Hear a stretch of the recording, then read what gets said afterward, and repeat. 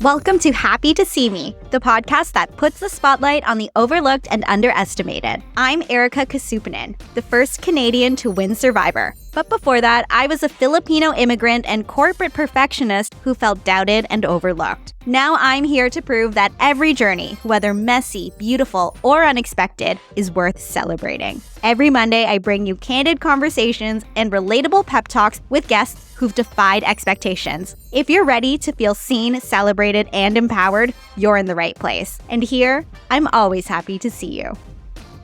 You've changed, and that's a good thing. Seriously, it's a good thing. Think about the version that you were a few years ago. Are you not so proud of who you are now? And think about, yes, change is uncomfortable. Change brings you to places that you might not be familiar with. But so many amazing things come with change and growth.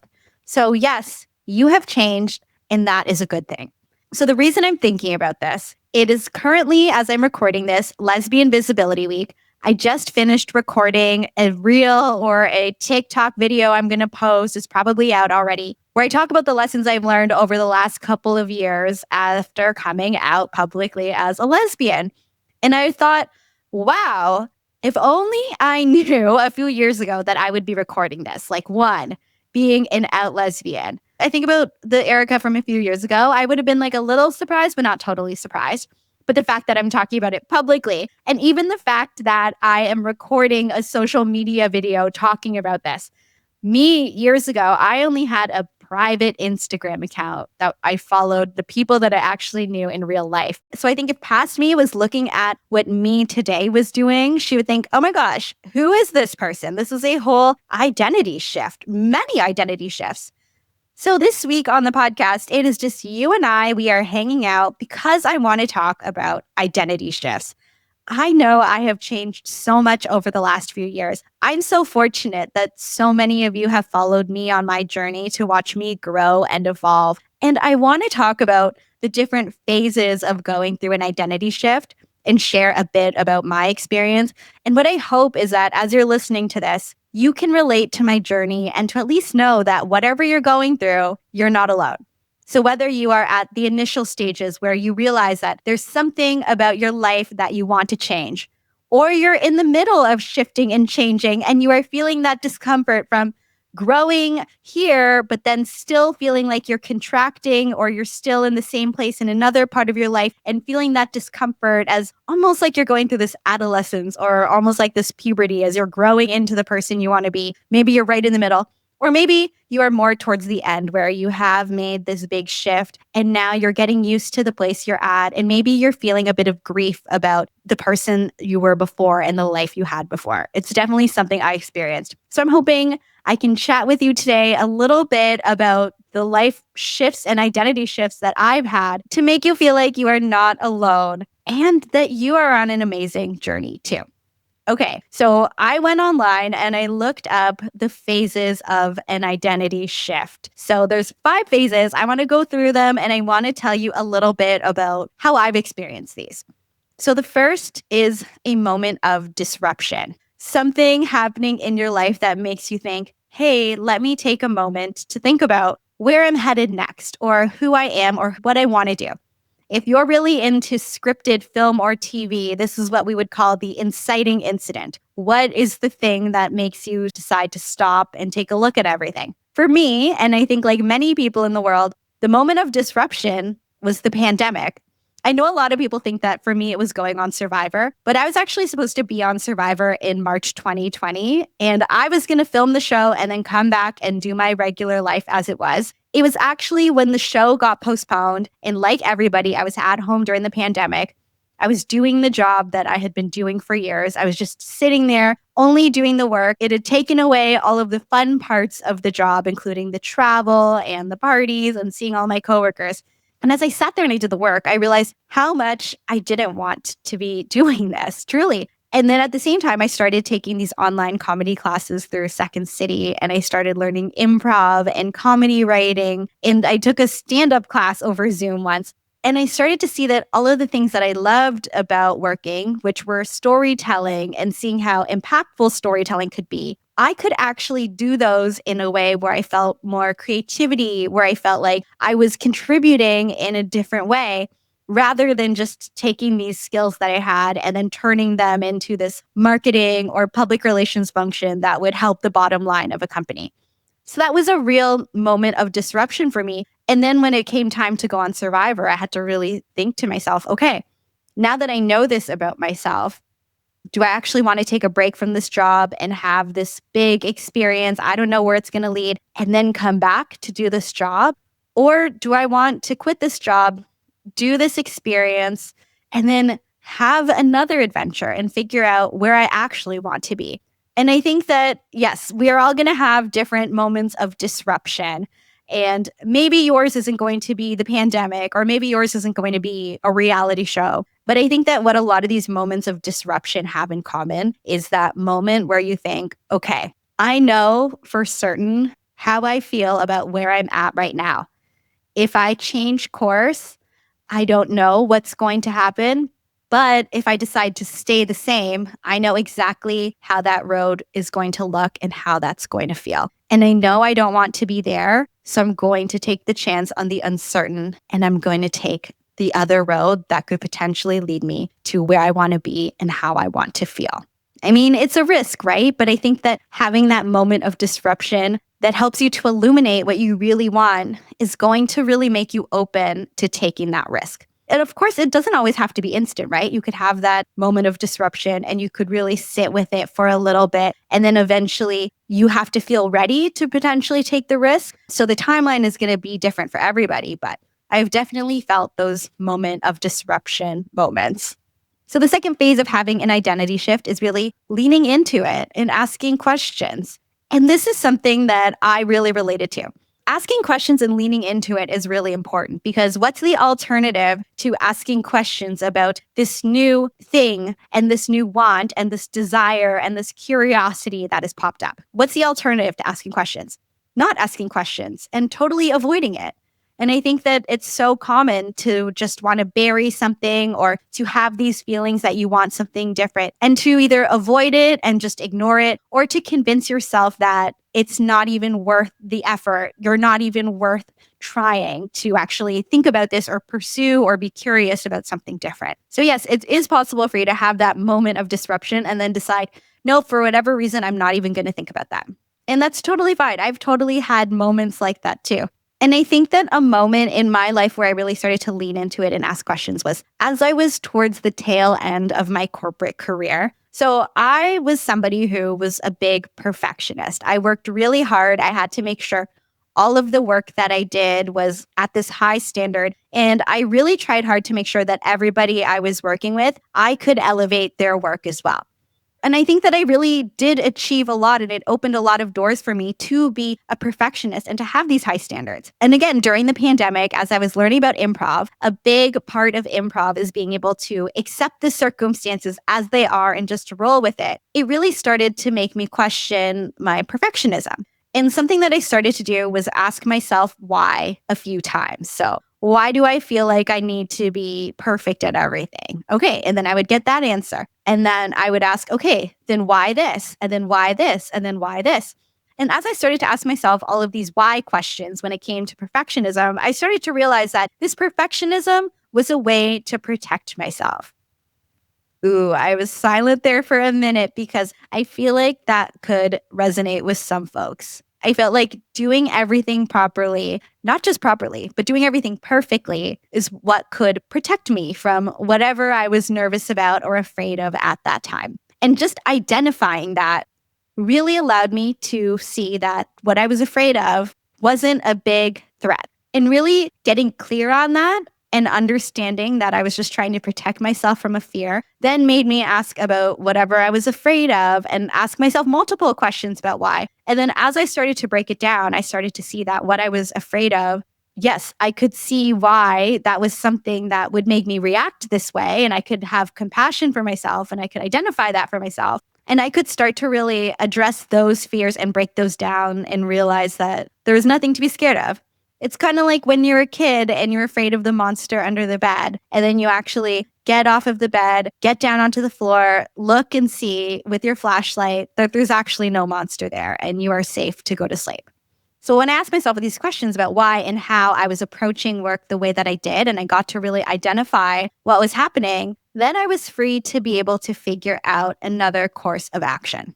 And also these steps I just found them on the internet. So I compiled different steps from different sources. And again, remember, we are friends chatting. The next step is to seek out perspectives from people who are in places that are similar to where you're at and people who might be where you want to be. So a big example of this in my life when I was seeking out other opinions or other perspectives was when I was coming out. I've talked to many people who have come out, quote unquote, later. And I don't think there's such thing as coming out later because we are all on our perfect timeline. All of the folks that I spoke to, there was always, some type of thought in the past about their queerness. So it wasn't a total surprise. I think some people were more certain than others, but not a total surprise. And I was fortunate that I had a lot of queer people in my life. But I started to book FaceTime calls with basically every queer woman, every queer they that I knew to ask them questions about their experience and to share with them my confusing feelings in hopes that they could help me to clarify how I was feeling.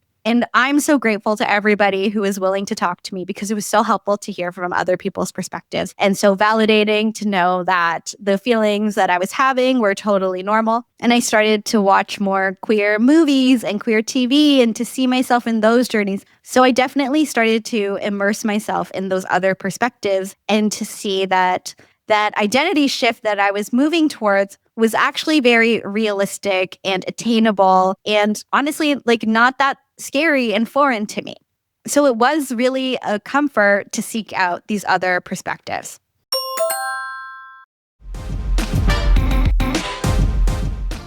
The next phase of an identity shift is to take some type of action.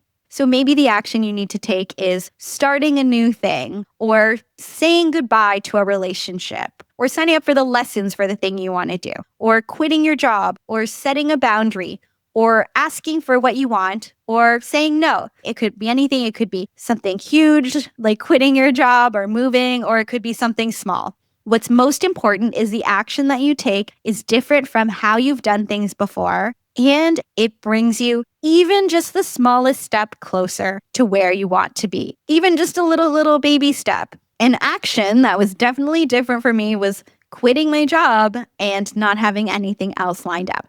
I am someone who has had a job since I was 14. I got my first job when I was in high school in Niagara Falls at the Maid of the Mist. So it was the boat that would sail by the falls. It has a different name now. But I got that job. And then since then, I worked all through school and got a job as soon as I graduated from university and stayed in that career for about a decade. And then for the first time in years, I quit and I didn't have another job lined up. So for me, that was a big action that was very different from how I was acting before. Definitely not for the faint of heart, but to me, worth it. And then when it came to building my career as an entrepreneur and as a freelancer and as a storyteller, I started to take baby steps based on what I knew from my previous career and then kind of remix them to suit the career path that I wanted to be on. So for example, when it came to hosting, so when I worked in public relations, I did this thing called media training where I would have to prepare corporate executives or someone who would be the spokesperson for a company on how to be interviewed by the media. So there would be best practices in terms of how they need to dress, what their posture would be like, what potential questions they could be asked, and the best way to answer those questions to get your point across. So I was really preparing people to be interviewed. And when it came time for me to host, and after I was on Survivor, I was on ET Canada for a few months, and I got to interview the castaways who were voted out of the next season of Survivor. I took all of the knowledge that I had from when I worked in public relations and then flipped it around. And instead of preparing people to be interviewed, I could prepare to be the one interviewing and actually asking the questions. So I got to take some previous knowledge to prepare me to take a step that looked different from what I did before to follow the direction that I wanted to be on. And I honestly feel like now working for myself, it is a series of taking action and taking steps that are different from where I was before to get to the place that I want to be. And I think that's the other thing. Yes, at this part of having an identity shift, you take a little step to get started, but really it's an ongoing journey of continually taking steps and taking steps and taking steps. And I think that the discomfort can come from, let's say you take one step, you feel good about it, and then you take another and you feel good and you take another. But then you're going to start to reach points where in some parts of your world, you feel really comfortable where you're at. And in other parts of your world, you might still feel a lot of that discomfort, or you might feel a bit of that identity crisis. The way I think of it, it's kind of like, when you're a teenager and you're going through puberty and one part of your body grows faster than the other. Maybe like your arms grow a bit faster than the other, or you have like a growth spurt. You're growing overall and you're going to reach, your adult state, but you're at this point where a little bit of you is growing, but this other part hasn't. Maybe you look really different, but your voice hasn't changed yet. And I think that as you're going through an identity shift, there is going to be this in-between moment where you're still feeling like you are holding on, or you're still feeling like you're the person you were before as you are transforming into the person that you want to be, or the person that you're growing into. And I definitely felt that a lot and still feel that a lot on my entrepreneurship journey. There are definitely things that I had to let go of when it came to working for a corporate job versus working for myself. For example, I thought that I had to really hold on to, you're going to work set hours at your desk and that's what it looks like to be successful. And then when I wasn't working like that, then I would feel guilty. But then now I've leaned into, okay, schedule and workflow is going to look different every day. And that's okay, because that's what comes with this life. And I think that even the idea of investing in yourself is something that it took me a while to wrap my head around. So I know that when I had my corporate job, you were kind of like on this path where you would do a job, get promoted, make more money, and everything was kind of on this straight path. Whereas now there's this idea of investing into yourself and investing in your skills or in your equipment before you've necessarily seen that return in terms of the money. So for example, like buying equipment to podcast before you know whether or not the podcast is going to be something that you actually want to stick with for a long time, or investing in courses to teach you skills. Like I've taken acting classes and I still take comedy classes and stuff without knowing if they're going to pay off. I think that even switching to that mindset of spending money in order to make money was something that I had to really get comfortable with. And I think as I shifted into this identity of someone who works for myself, I have really started to get more comfortable with it, but I do still feel those lingering effects of that other identity. Anyways, I feel like I went on a bit of a tangent there, but all that's to say, there is going to be this ongoing journey of taking these different steps to get you to where you want to be. And as long as the first step is one that is different from where you were before, you are on your journey, my friend. And really the last part of going through an identity shift, it's kind of like the maintenance phase. It's like, okay, you've gotten to this new journey. So you got to just make sure that, you're keeping everything in check. The way that I see it is it's to have your own back. So yes, once you've morphed into this new person, it could be me going from perfectionist to someone who is better at going with the flow, or me going from someone with a corporate job to an entrepreneur, or even me going from quote unquote straight person to out lesbian.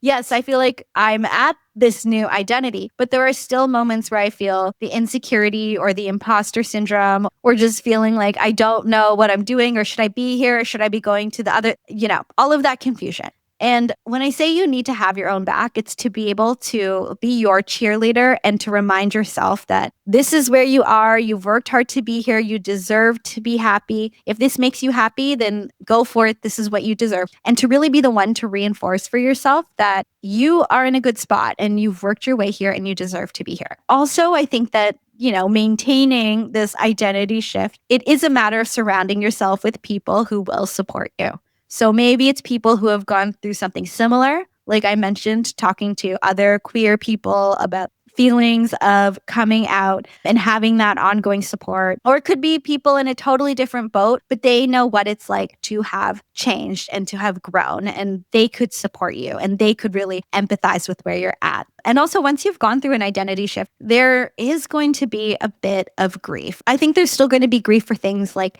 let's say when I think about me as the perfectionist, there's grief in that I feel almost like a sadness that a previous version of me had to stress so much or had to work so much harder than everyone else that I still feel like a little bit sad about it. Or even when I think about my corporate job, there's the grief of, oh, that would have been a way easier path and income would have been more guaranteed and all of that. So there's that grief. Or even coming out, I think that there's still grief that comes with thinking about all of the confusion that a previous version of me had, or grieving that we do live in a society that has compulsory heterosexuality. So there are certain parts of society that are just not made for queer people. Yes, there has been progress to make things more inclusive, but it's still a society where being queer is not the norm. So there is still grief over not being quote unquote the norm. And that's okay if you're feeling that grief. That's part of life. That's what happens as you grow and you shed some skin. And I think that that's why it's also important to have your own back and to surround yourself with people who can support you. And to also just give yourself a break. I think once you've gone through an identity shift, allow yourself to have a bit of rest. So a story I'm going to end off on. When I was on Traders Canada for like 2 seconds, spoiler alert, I mean, the show's been out forever, and also I'm not really spoiling anything exciting about the show, but I was the first one eliminated on the Traders Canada. I was what they call murdered. So it's like a murder mystery show, and there are 3 traders, and they have to quote unquote murder people in the middle of the night. And if you get murdered, there's not really a way to defend yourself. You're just out. So I got murdered on the very first night. Apparently I'm a threat because I won Survivor, but truly not upset about it at all. I carry like no ill will to any of the traders who murdered me. I know it's just a game, like totally fine. And even when I got murdered, I was like, oh no. And then I went back to my hotel room, the producer's with me, and I'm like, I don't feel angry that I got murdered because I know it's just a game. I don't feel sad because, again, I know it's just a game. It's not like I had so much emotionally tied to the traders in the way that I did to Survivor. I was like, but I just feel like crying. I don't know. I just feel like I just was like crying. And then after you get eliminated from a reality show, usually there's a psychologist on staff who come and talk to you. So the psychologist came to my room to speak to me. And I was just like bawling my eyes out. And I'm like, I don't know, like, I'm honestly like not sad. I'm not angry. I'm not hurt. I don't take it personally at all. I don't know why. I'm just like crying so much. I was just bawling. I think the psychologist thought she was going to talk to me for like 15 minutes and then ended up talking to me for an hour and a half. And then the psychologist said, you know what? I think that you've just gone through so much change over the last few years that your nervous system is just out of whack. Because yes, I did Survivor. I quit my job right before I left to film The Traders. I actually had just moved into my current place. So I moved in. All my stuff was like half in boxes, half all over the place. I pack up all my stuff to leave, go film the show. All of a sudden I'm out of the show. So I was about to fly back like an hour later. And the psychologist said, you have gone through so much. I think your nervous system is out of whack. You have to try to not go through so many more identity shifts because yes, I know that you are happy with where you're at. I know you've grown for the better, but it's still a lot on a person. So when you go home, go get a massage, go get acupuncture, and then just chill out for a little bit. And I really took that advice to heart. And what was good is I had cleared my schedule to film the show. And then as soon as I got eliminated, I had to fly home. So I was only gone for like a couple days. And then I got to take that time and that open schedule to really just hang out and just enjoy myself and to get my apartment sorted out. And it was summer. So I just got to walk around the city and enjoy the summer. And I got to just really de-stress and decompress. And I think that what I really learned is going through all of these major identity shifts, it was amazing to feel like I was growing and changing and becoming the person that I wanted to be. And I felt so much adrenaline over the last few years as I was becoming the person and the Erika that I really wanted to be. And I was so proud of myself. But then, of course, once you get there, there is that crash from that adrenaline rush. And I think that I thought that I just needed to keep going and keep going. But what I really needed was a moment to rest. And so this wasn't on the list of the parts of an identity shift, but my advice to you is, let's say you have gone through the identity shift, you have overcome the mountain, you are where you want to be. You can congratulate yourself by giving yourself a rest because it is a lot to change and to morph like that. And I am proud of you and you deserve a bit of rest. So that's me chatting about identity shifts. Please let me know if you've related to any of this. I do love chatting, just you and I, me and all of the friends. So let me know if there's anything you want to hear me chat about. One of the best identity shifts I've gone through is one as a podcaster. It is just so amazing and something that I'm so grateful for, that people tune in and hang out with me every week. So I want to say thank you so much for spending a bit of time with me this week. And of course, I will be back with some amazing interviews next week. So until then, I want to say thank you so much for spending a bit of time with me this week. I am proud of you. I love you. I am rooting for you wherever you are on your journey, wherever you are on your identity shift. And I will be happy to see you next Monday.